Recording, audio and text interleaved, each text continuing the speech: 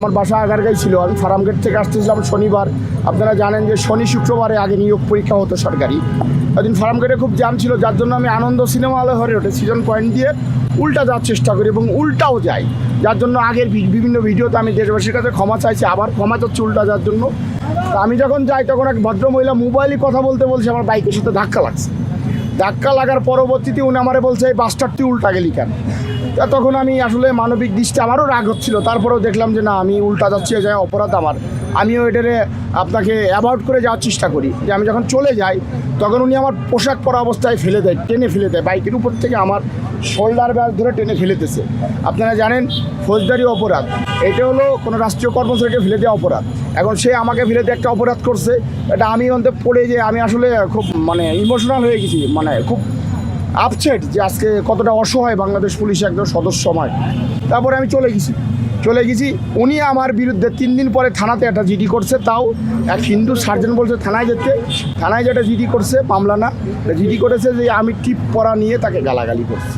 এবং এই মামলা যখন জিডিটা করে তখন বিভাগীয় ব্যবস্থা হয় আমার বিরুদ্ধে। বিভাগীয় ব্যবস্থায় আমি তদন্ত কর্মকর্তা সহ এই মামলা রিলেটেড যারা সবাইকে আমি জিজ্ঞাসাবাদ করার সুযোগ পাই।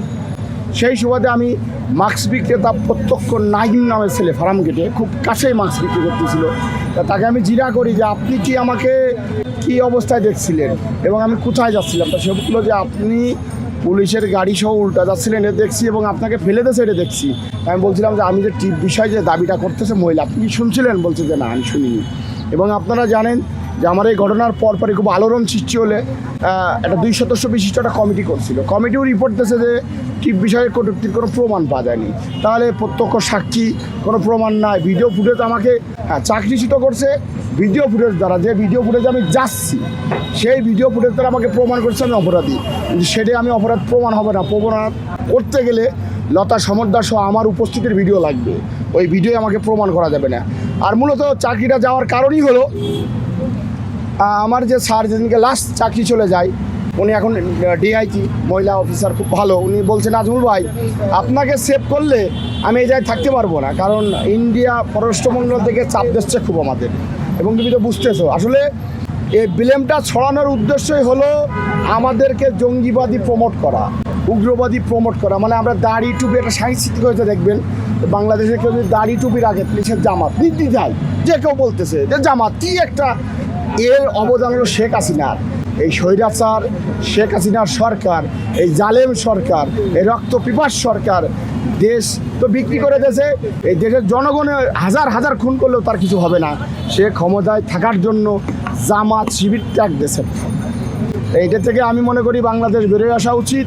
এবং লতা সমদ্দার সহ সুবর্ণ মোস্তফা সংসদে বলছিল এই বিষয়টা কোনো তথ্য প্রমাণ ছাড়া যে তারা বলল, তাই এটার আমি তীব্র নিন্দা জানাই এবং আমি সামনে তাদের বিরুদ্ধে মামলা করব তদন্তকারী কর্মকর্তা সহ। বনজ একটা স্বর্ণ ব্যবসায়ী, সে রয়েল লোক, সে বাংলাদেশি জনগণের টাকায় বেতন পায়ে কাজ করে ইন্ডিয়ার হয়ে, এর আমি তীব্র নিন্দা জানাই এবং আমি বনজের গ্রেপ্তার দাবি করতেছি, আইনের আওতায় নিয়ে আসার দাবি করতেছি। প্রয়োজনে আমি সামনে স্বরাষ্ট্রমন্ত্রী সহ শুরু করে স্বরাষ্ট্র সচিব দিয়ে আমি সবার বিরুদ্ধে মামলা করব। আমার তো কোনো অপরাধ নেই, কাগজ কলমে কোনো অপরাধ পাওয়া যায়নি, তাহলে কেন রাজনৈতিক হয় না কারণে আজকে আমার 2টা বছর চাকরি থেকে বাইরে কেন? আমি ভ্যান চালাই জীবিকা নির্বাহ করেছি, রাজমিস্ত্রির কাজ করে নির্বাহ করেছি, আমার ছোট একটা বাচ্চা ছিল, আমি খুব কষ্ট করেছি। এর দায়িত্ব শেখ হাসিনা বৎসর এড়াতে পারে না, কারণ সে দাদাদেরকে খুশি করার মতো আমার মতন হাজার লোক বলি দেয়, সে নিজের দলের লোকও বলি দেয় যখন তার সাথে আঘাত পড়ে।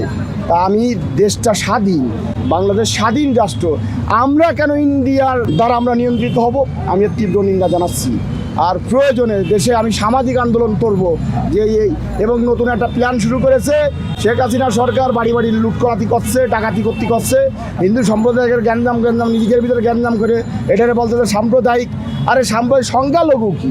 দেশটা হিন্দুরও, দেশটা মুসলমানের, এ জায়গায় কোনো সংখ্যালঘু হবে না, কোনো সাম্প্রদায়িক হবে না, সবাই এক। দেশটা আমাদের তখন সব এক। এই সাম্প্রদায়িক আর এই সংখ্যালঘু বলে এই শেখ হাসিনা আমাদের মুসলমান বহির্বিশ্বের কাছে জামাত জঙ্গি হিসেবে প্রমোট করতেছে। এটাই আমার আমার চরম কষ্টের জায়গা।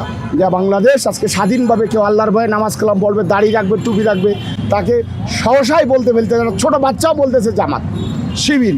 তবে হ্যাঁ, এই ছাত্র আন্দোলন, এই ছাত্রদের হাতে যে দেশটা নিরাপদ তার প্রমাণ আমরা ইনশাল্লাহ পাইছি। এবং আমি বিশ্বাস করি দেশ ডাক্তার ইউনূস সাহেবের নেতৃত্বে দেশ ভালো পজিশনে যাবে। হাজার হাজার কোটি টাকা পাচার করেছে স্বরাষ্ট্রমন্ত্রী, হাজার হাজার কোটি টাকার মালিক, প্রধানমন্ত্রী হাজার হাজার কোটি টাকা পালন করেছে। আমাদের একজনের মাথা পিছু ঋণ ফেলাইতে গেছে। কার টাকা নিলে প্রধানমন্ত্রী? এ তো আমাদের টাকা। তা আমি এর দেশবাসীর কাছে আমি আকুল আবেদন, এবং আমাকে রাজনৈতিক হয়রানি করার জন্য চাকরিচ্যুত করা হয়েছে যে ব্লেম দেশে, আমি এর তীব্র নিন্দা জানাই। অবিলম্বে আমার চাকরিতে পুনর্বহাল করতে হবে, সহ বাবুল আক্তার চাকরি ফেরত দিতে হবে, এবং তার সাথে যারা অবিচার করেছে এই বাংলাদেশে তাদের বিচারের আওতায় নিয়ে আসতে হবে বলে আমি আমার দাবি প্রকাশ করতেছি।